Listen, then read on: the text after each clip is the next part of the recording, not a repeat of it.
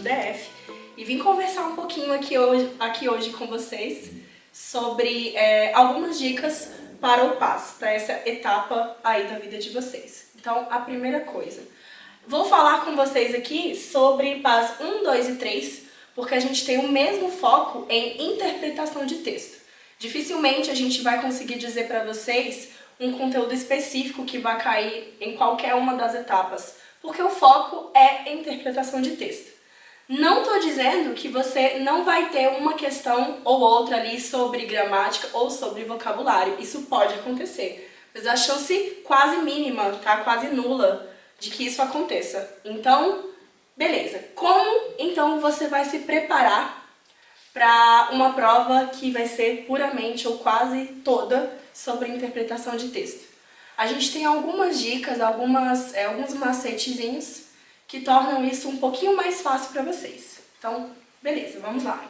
Pensando aí naquele aluno que tem uma dificuldade muito grande com a língua, talvez, que não tem uma carga muito grande de vocabulário, como que você vai pegar um texto grande, porque são textos um pouquinho grandes, como que você vai pegar um texto grande, interpretar ele todo, ler ele inteiro, sendo que você não tem o conhecimento inteiro da língua?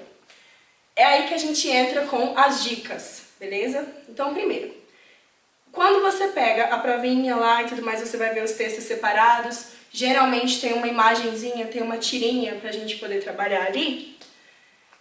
Você analisa a prova como um todo, a questão da imagem, por exemplo. Olha para a imagem toda, olha para tudo que a imagem te dá, sem necessariamente olhar para o diálogo que está acontecendo, ou para a conversa, enfim, ou para o que está sendo dito, o que está escrito na imagem. Talvez isso não importe tanto. Mas às vezes a sua interpretação da imagem sozinha, os elementos, as pessoas que tem ali, as cores, os objetos, se você consegue ter uma imagem clara do que está acontecendo na imagem, talvez isso já seja suficiente para a sua compreensão. Então, assim que a gente trabalha com a imagem. Sobre o texto. O texto, não leia o texto todo na hora que você pega a prova. Pega a prova, depois que você viu a questãozinha da imagem ali, talvez você já até conseguiu responder a questão da imagem, leia os itens primeiro do texto. Então, vai lá, leia todos os itens, palavrinha por palavrinha, vê quais são as palavras que você conhece. A gente sabe que tem muita palavra ali na língua inglesa que parece muito com a língua portuguesa e tem um significado parecido, então às vezes isso aí já pode te ajudar. E depois que você lê o item inteiro, você tem uma noção do que ele está te dizendo ali, a noção contextual, o contexto geral, na verdade, do que aquele item está te dizendo, aí sim você passa a responder a prova, tendo sempre um cuidado, logicamente, para fazer uma comparação entre item e texto. Tem um exemplo aqui de uma imagem, tá bom? Então, temos uma imagem aqui, que em cima está escrito exams. E temos um diálogo acontecendo aí, uma situação acontecendo. A gente vê um carinha aí meio cansado, ele parece exausto, a expressão dele mostra isso, a gente vê uma garrafa de café ali do lado, tem uma senhora conversando com ele, eu assumo, a gente pode deduzir aí que essa senhora é mãe dele, enfim. O que você consegue entender dessa imagem e do título? Então temos exams escrito no título e a imagem aí de um cara cansado conversando com uma mulher. Naturalmente, dá para entender que ele está estudando para provas, para exames, enfim, né? E ele está cansado, ok? Então isso é o que a imagem nos traz. Temos um diálogo acontecendo aí. O diálogo agora não importa tanto, porque a gente vai chegar na leitura do item que eu tinha mencionado antes. Então temos aqui o item. Temos itens A, B, C e D. Vários deles aí diferentes um do outro, focando em coisas diferentes. Mas eu quero chegar em um item específico, que é o item B. Tá escrito lá, olha só. Coffee helps students pass exams. Temos aí palavras bem parecidas com as palavras da língua portuguesa, como coffee, como students, como pass, exams. E temos a palavra help aí, que todo mundo sabe o que significa, né? Podemos deduzir que todos nós sabemos o que significa a palavra help, que é ajudar, beleza? Então tá, e olha só o que o item está dizendo. Café ajuda alunos a passarem em provas ou exames. Gente, isso é verdade? Isso tem como ser verdade? Independente do que o texto está dizendo ou mostrando? Não. Não é isso que vai fazer você passar em uma prova, o café ou a falta de café. Então esse item, no caso, estaria errado.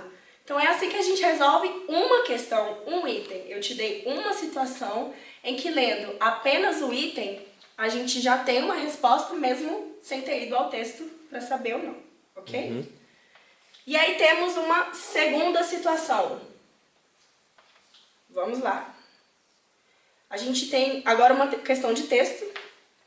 Temos um textinho grandinho aí para vocês.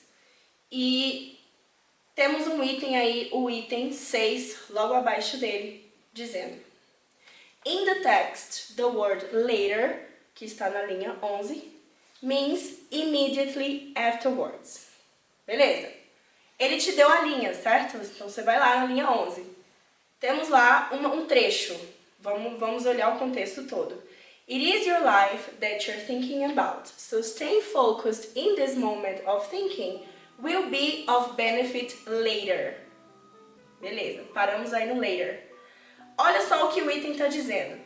Ele te deu um acréscimo de palavra ali. Ele acrescentou a palavra immediately, logo antes da palavra afterwards.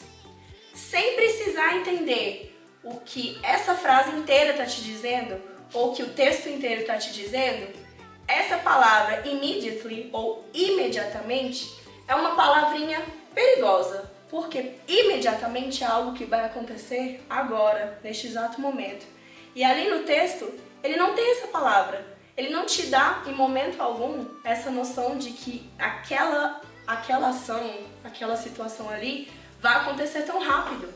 Então, pronto, temos um item incorreto novamente. Somente olhando as palavrinhas com cuidado, olhando os detalhes dos itens, a gente conseguiu responder 2 itens e dessa mesma forma você vai conseguir responder boa parte da sua prova. Além disso, a gente tem também umas palavrinhas, um conjuntinho de ideias aqui que é importante a gente saber. Então, no início eu falei para vocês que o mais importante e o foco do PAS, tanto em qualquer uma das etapas, é a interpretação de texto. Só que pode acontecer de você ter uma questão de vocabulário ou uma questão gramatical, sim, tá? Então, eu não vou dizer para vocês não estudarem gramática, não prestarem atenção ao conteúdo gramatical ou à parte de vocabulário, a carga de vocabulário que vocês já têm que ter a esse momento. Temos aqui, ó, umas palavrinhas só pra gente fechar.